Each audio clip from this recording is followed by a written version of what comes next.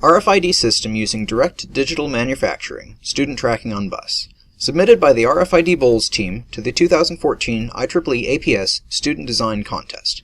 Antennas for RFID applications. Students, Eduardo Rojas, Ramiro Ramirez, Sean Murphy, and William Mitchell, with faculty advisor Dr. Thomas Weller. School children sometimes get off at the wrong bus stop. This is a problem that has caused everything from extra long walks to panic and death. We have the technology to prevent this. Our proposed system is to supply each child with a passive RFID tag, either incorporated into an ID badge or embedded into a shirt or backpack. An RFID reader with a circularly polarized antenna and database will be incorporated into all of the buses of the school district. The system will scan each child as he or she enters or exits the bus and will alert the bus driver if the child is getting off at the incorrect stop. 3D printing will be used for the fabrication of the casing. ABS will be used as it is easily printable and it has good radio frequency performance. The system will monitor the main exit of the school bus and record when each student is coming out of it. The student tag number then will be sent to a computer where it is checked with the database. If the student is being dropped at the wrong stop, an alarm will sound. The driver has to select the bus stop number before the students start going out of the bus. A sinus antenna was selected to be used for the reader. This antenna has circular polarization and a relatively simple feeding network of one port. The simulated right-hand circularly polarized gain of the antenna at the broadside direction is 4.3 dBi, according to simulations. The simulations were performed by using the software HFSS by ANSYS. The antenna was designed to have the best axial ratio in the band of interest, obtaining a 0.41 dB of axial ratio at 910 MHz, according to the simulations. The substrate was fabricated using ABS, as mentioned before, and for the metallization, an adhesive mask was used. The pattern of the antenna was cut with a laser cutter and adhered to the substrate. Then, a layer of silver ink DuPont CB028 was applied to the substrate. The adhesive was removed before curing the ink. The reflection of the antenna was measured using a vector network analyzer. The measured behavior matched very well what was predicted by the simulations, with a 5% shift in frequency. Even with this shift, we still have return loss greater than 10 dB at 915 MHz. The radiation pattern was measured using an anechoic chamber.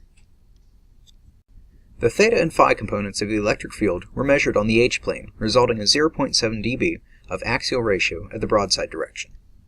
Here is our 3D printed tag and antenna. Our antenna can definitely recognize the tag, and as you see on the computer, when the tag gets scanned, it pops up our logo.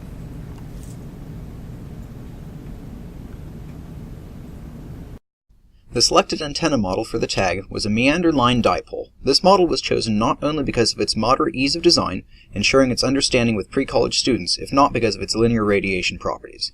The passive RFID chip selected has a sensitivity of -18 dBm, allowing long read ranges and 128-bit for tag identification. The antenna was designed to be conjugate matched with the RFID chip for maximum power transfer at 916 MHz. The simulations were performed using Agilent Advanced Design System 2012 and ANSYS HFSS 15. The simulated S11 over frequency shows a magnitude of -15 dB at 916 MHz, and the radiation pattern takes the typical donut shape with a maximum gain at broadside of -1.7 dB. The antenna was built over an ABS substrate 3D printed with the Maker Farm Prusa i3. Silver ink was used as the conductor printed over the substrate with the InScript microdispense system printer. The total dimension for the tag is 50 mm by 20 mm by 1.54 mm, which makes it portable for our application. The radiation pattern measurements were made at the University of South Florida's anechoic chamber, showing good results in concordance with the simulations. Here's a close-up of our 3D printed RFID tag. To the best knowledge of the authors, this is one of the first 3D printed RFID tags. This is an approximate software demo for the project. It shows how the software interfaces with the scans of the children as they leave the bus. Our master program is now running. Our RFID reader is now constantly scanning as it would be when the bus is running. We assign the bus to stop 1. The master program responds appropriately. Now, if Stephen were to try to leave the bus, Stephen's stop is stop 2. Wrong stop, Stephen.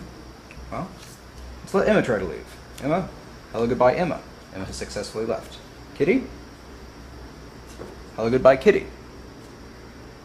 Now set it to stop 2.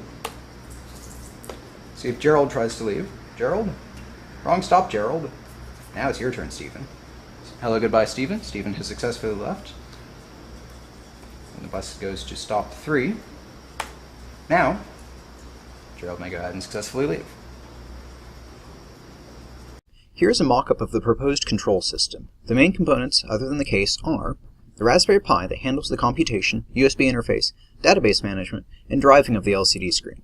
The LCD screen to alert the bus driver if a child is getting off at an incorrect stop, a button to change the current stop, a rechargeable lithium battery for portability, a battery charging block, as lithium batteries are very picky about charging characteristics, and a power regulator to boost the battery voltage to the 5 volts required by the Raspberry Pi, RFID reader, and LCD screen.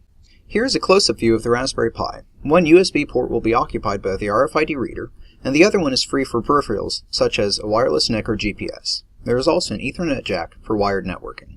This view shows the block components of the battery charger and power regulator. The battery is at the base of the main structure. On the back of the Raspberry Pi is the micro USB port for powering the system from the boost regulator, and the SD card slot that holds the operating system for the Pi, and any sort of local database of children.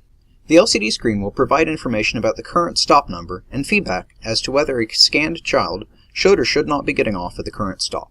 The button can be used for changing the present stop number. In future revisions, a slightly better user interface could be implemented with slightly better input hardware, such as a rotary encoder with an integrated button. This would allow for better interfacing with advanced features while still being simple enough to not cause problems for a user without in-depth training. We want to thank the WAMI Group at USF, the companies InScript, AMS, Newton Cyber Manufacturing, and the Bayside High School at Palm Bay.